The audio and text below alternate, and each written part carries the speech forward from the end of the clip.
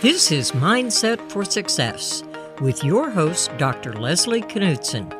Each week, she will interview women entrepreneurs to explore the unconscious psychological struggles they faced as they build their businesses and how they overcame them. Here's your host, Leslie Knutson.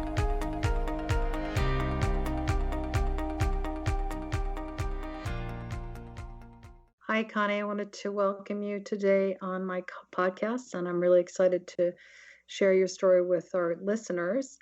I'm going to say a little bit about your background, which is super interesting. Connie Kwan is a management executive from Silicon Valley with 15 years of product leadership experience. She's an entrepreneur, advisor, and an active speaker on the topic of product storytelling. Her class, Storytelling for Startup CEOs and Product Leaders, have helped over 2,000 leaders, the majority of whom identify as female and minority, and help them building their story skills. She has founded 2 startups and helped many founders craft and deliver their product visions.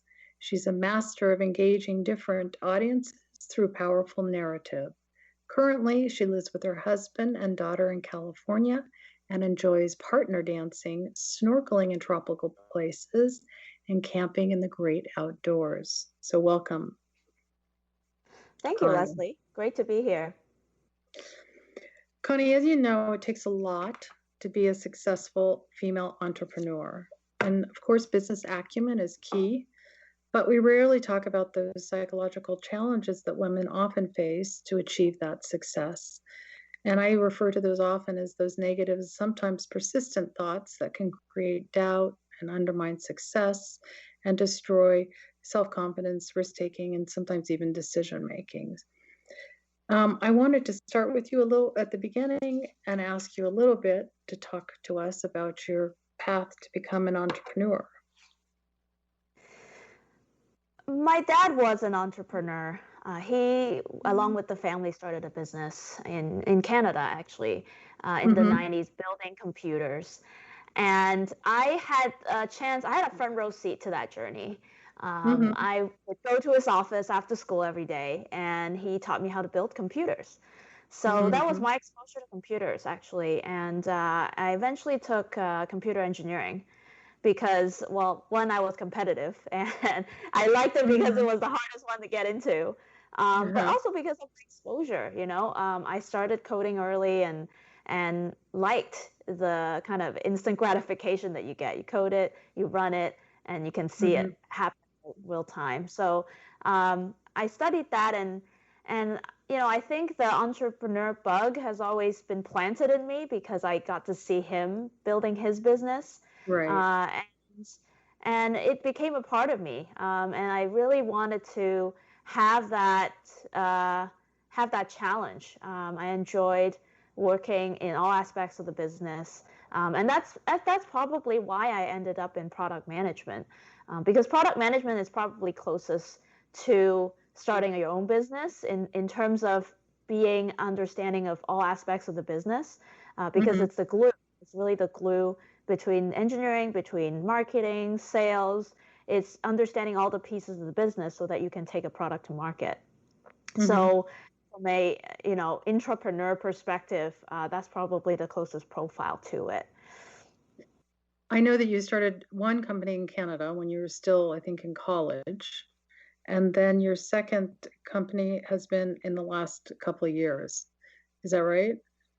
Yeah, so my first business was with a classmate of mine, and we started building something for one of my dad's clients, actually. So he made computer hardware for them. Of course, they needed software, and at the time, this was in 1999, maybe. All the software comes in a box, and you install it on a CD back then. And what they it was software that is a trucking company, And they wanted to be able to talk amongst, they had people on headphones every day talking to the truckers and saying, okay, this is the route you're going today. And it's very dynamic, actually. And they change their route depending on where the load is going to be. So they had these customer service people, basically, that are trying to communicate on the Excel spreadsheet. But right now they have to look over each other's shoulders to do it at the time. And they wanted an Excel spreadsheet that updates live, so that everybody's looking at the same spreadsheet, basically. So if you use Google Sheets, you know what I'm talking about. That's the technology for sure. Yeah. Back then. And they didn't have it back then, right? Excel Sheets is all separately installed in each computer. So my partner and I, we built that software. And so we basically had Google Sheets, 10 years before Google Sheets was built, off of Excel. But we didn't know the value of that creation. Like, we were still college kids. We were, studying. I had dreams about moving out to California. And so we didn't really continue that business. But if we had the right mentorship and the right kind of connections with people who would use a tool like that at scale, that could have been a really good business also. So, looking back, it's like, would have been nice to pursue that. But also at the same time, I had different priorities back then. I wanted to travel. I wanted to learn business. I wanted to move out here to California. But that was the start of it. And now I have a business teaching storytelling classes and also consulting with clients on product strategy. And it's a slightly different business. This one's more education. The world has changed, right? It's much more. You can create solopreneur businesses now. You can use services online to automate a lot of stuff that you would otherwise hire staff to do. So now I have a business that allows me to be flexible in my life and, automate a lot of the classwork, but also engage live with my students, because I enjoy that side of it. And that's the high value class, is that engagement. But the tooling out there is amazing. And for anyone who's starting business now, it's just, it's easier to do checkout. It's easier to do outreach. It's a lot of things are actually easier now to start your own business. And you can start with a very small crew and be able to reach customers globally. So it's a very interesting time for entrepreneurs. Tell me something. The risk between starting the first company and your current company was the same, less, harder, easier? Yeah. Interestingly, I think the opportunity cost, I should say, of starting the business, when I was in college, if my college had a startup incubation program, like a lot of colleges do now, and they had, identified my company and said, hey, you guys should pursue this, and kind of coach us through that. That would have been the time for me to start it, I think. I don't know if I would have wanted to, because I really wanted to move out and go see the world. So that would have been the trade-off. But from an opportunity cost perspective, it was lower, because I had nothing to lose. I don't have kind of another offer, if you will, that would have been really lucrative, right? Like, yes, I had offers to go start a job, but they were all entry-level jobs. Versus now, to go out on my own, if I think opportunity cost, hey, I could take this offer on my table that is significant, right? And so when you start a business, you're going to start at a lower income and build that up again. So it's taking a risk, saying, hey, do I trust my capability enough? Do I think this idea will work, that I can take that risk? And of course, you can always go back and take those offers, and that's part of like, hey, if this doesn't work out, I can go take those offers again. But, I set myself a couple of years back, right?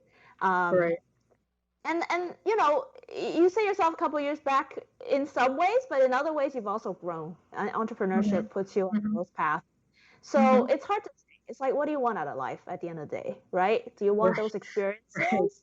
Are you trying to optimize for a lot of income? What are you optimizing for, right? Because you can't take all the roads. There's only one life to live, and you just got to figure out what you're optimizing for. Would you consider yourself someone who hasn't always fit in? Yeah, I would say that. I immigrated from Hong Kong to Canada when I was 11 years old. Mm, So in Hong Kong, I felt like I was pretty popular in school there. And mhm, moving to Canada changed that because mhm, I the personality necessary to be popular there is different than the one here, than the for one in sure. North America, right? Different culture. And of course, I'm still struggling with the language. Um, it's just hard to imagine being the popular kid when you're just joining the group, right? Mhm, So mhm, I did grow up kind of feeling out of place, right? I moved to at the time, a lot of people moved from Hong Kong to Canada. Most of them moved to Toronto, actually. mhm, And I didn't mhm, move to Toronto. I moved like an hour's out from Toronto, like a smaller, mhm, not town, but it's a suburb. mhm, And I was like one of two Asian kids mhm, in school. So mhm. the other How were you able to handle that? actually, innocence is bliss in some ways. I did not understand a lot of. I could write English really well. I was writing at a level beyond my years at the time. Mhm, So I went to an English immersion school actually, but mhm, they didn't really focus on the speaking side of the language. mhm, So my speaking was terrible. Like I was mhm. barely understanding. They were speaking super fast, and I could catch maybe 20%, and I knew there were kids making fun of me, but I didn't know what they were saying. So Did it's did kind it ever did it ever of impact you in terms of being doubtful of your capabilities, I don't know, to make friends or to be, successful in school? I actually became a really good chameleon as a Mm, as a result of moving, and I could blend into a lot of environments. In fact, um, when I went to college, we had a co-op program, and every 4 months we would go. You would go to school for 4 months, then you would go work somewhere for 4 months, mhm, and mm, a lot of that's one of the first ways I got out to California is I actually mhm, ended working at companies in California and falling in love with the West Coast. mhm, So I, um, I was able to kind of pick up the environment really quickly because that was the skill basically I was trained to do. Is you get mhm, dropped, you get just airdropped into a new place with a mhm. language you sort of understand, with people that have different culture, and you just got to figure it out. You sink or swim. So Was that's an important skill that I had an opportunity to learn as a result of this experience. in Hong Kong, did you have that skill, or you think you developed it later when you came to Canada? I think that was the turning point of developing that skill. Mhm, Because in mhm. Hong Kong, I was in the same school. I had Right, obviously, yeah. kindergarten was different, but like I was in the same environment for many years, for four or Mhm, 5 years, and you don't need to, right? You speak the mhm, language, for and sure. you don't need to. You learn things when you have to. That's kind of Right, ultimately right, for how it comes sure. down. And being forced into a new environment suddenly puts you in a situation where you're like, okay, well, I gotta watch people and their body language and understand what's happening. I don't quite get the verbal language yet, and then Mhm. you make Pay some new friends. attention to the details. Hey, pay attention to detail. You make some new friends. I remember being on the phone with a friend of mine. Also teenage girls, right? So you're on the phone constantly, Right. hold, holding up the only line in the house back then before cell phone. Mhm. Right. And we were on the phone for 3 hours, and Mhm. just crazy because she was like I could walk to her house, so it's kind of. But we were on But the you phone got for your 3 days. English lesson in for the day. Yeah, it actually was. It actually was. I wasn't thinking about it that way, but it really was. Mhm. She was forgiving. Like I would say wrong things, she would correct me, and we were just Mhm. hanging out with friends. But that really was my training ground. Mhm. Do you consider yourself someone who thinks outside the box? Maybe even breaks the rules at time, expects options and diversity? And if so, did it ever take you too far outside the box? Yes, yes, absolutely. When people ask, "Do you want A or B?" I'll always say, "Can I have both?" or is there a C option? Right? Right. Right. So I kind of refuse to accept what's there, what's on the surface, because I have different contexts to draw from, right? The rules are different in different. I think if you grow up in one culture, one society, which I did for the first 10 years of life, yeah, then some rules are just unbreakable. You're like, oh, these are the rules, these are the cultural rules, written rules, whatever it is, right? And you accept rules, you accept them as gospel. And then you go to a different culture and the rules are completely different. Right. And then realize, oh, wait, the rules were written by people. Somebody decided this was the rule, but it's not like physics. It's not the same, right? And so you start questioning, be like, wait, you want me to do, like, for example, in a restaurant, very simple example, right?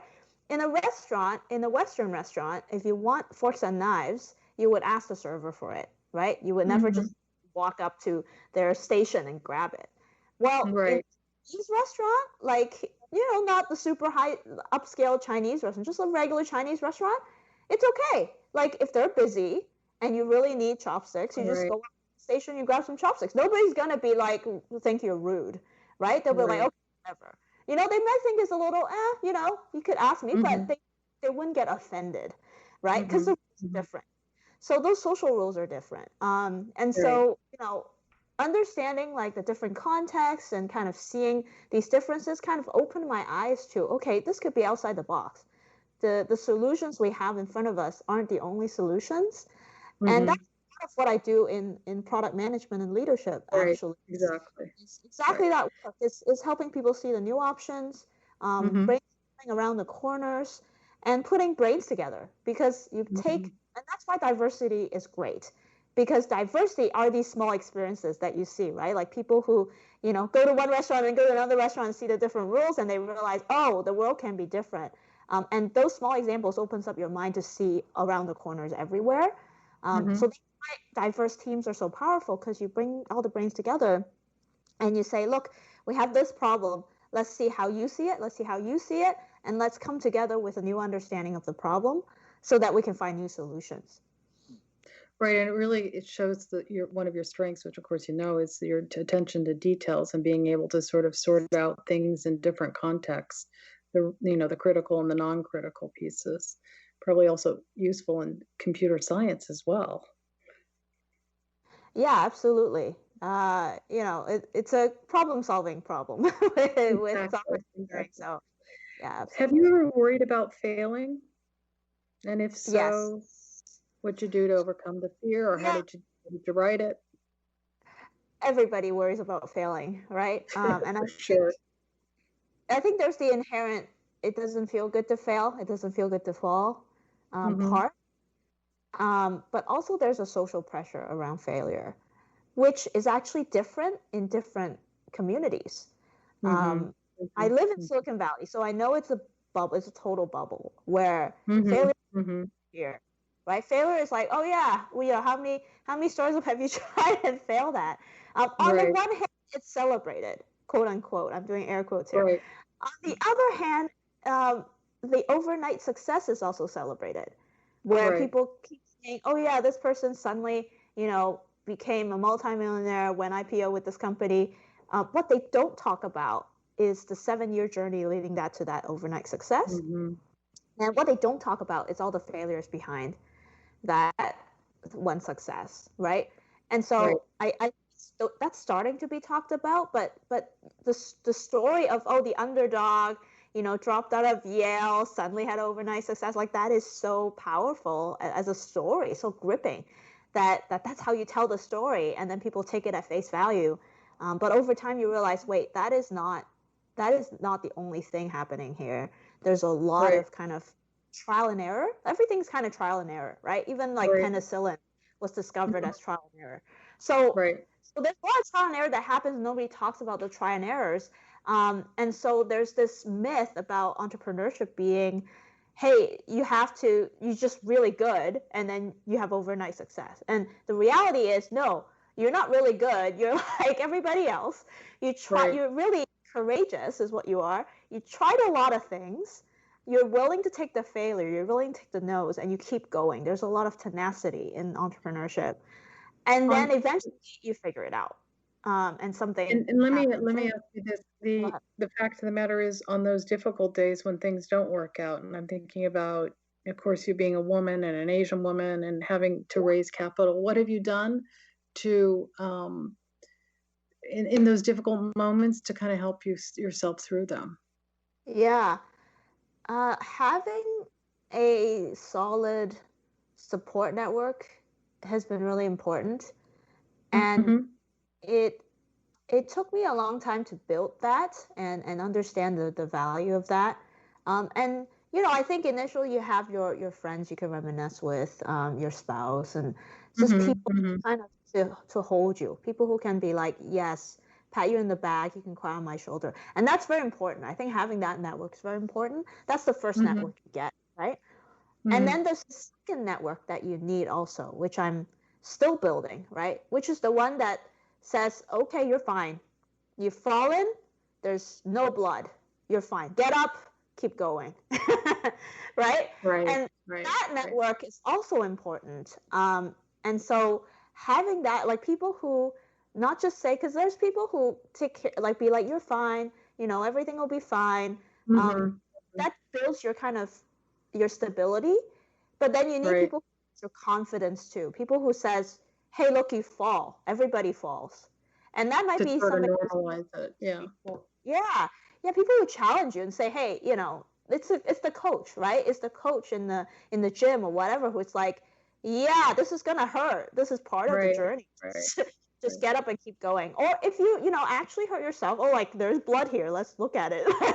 Let's actually take care of it and then move forward, right? Like people who know when to help you just dust it off and keep going and be like, Right. okay, now you need to take a little break because you want to break your muscles or you've broken some bones or whatever, right? Like people who kind of help Right. you gauge that, because some of it is you don't really know. It's like when you're picking up a new sport, you don't really know. Right. Are you going a little too far? Are you stretching too far? Or are you just in an uncomfort zone because you're supposed to be? Connie, you know what? You're not going to believe it. We're going to have to already stop Ah, today. I wanted to thank you so much for sharing with our listeners your motivation for why you chose to be a female entrepreneur and also how you overcame some of the psychological issues that you encountered. Where can people reach you to learn more about your work? yeah, I'm at www.productmaestro.com, and you can find out more about me there. I have a mailing list also that I share, product webinars, free webinars, as well as product strategy and storytelling musings with my list. So you can also join the list. Thank you so much, Connie. Super interesting. And have a great rest of the week. Yeah, thank you, Leslie. Thanks for having me. It's been a great chat with you. Okay. This podcast is brought to you by Women Entrepreneurs Global, the first startup studio and digital DIY startup platform for women. For more information on her guests, this podcast, and many other female founder programs, please visit womenentrepreneurs.global.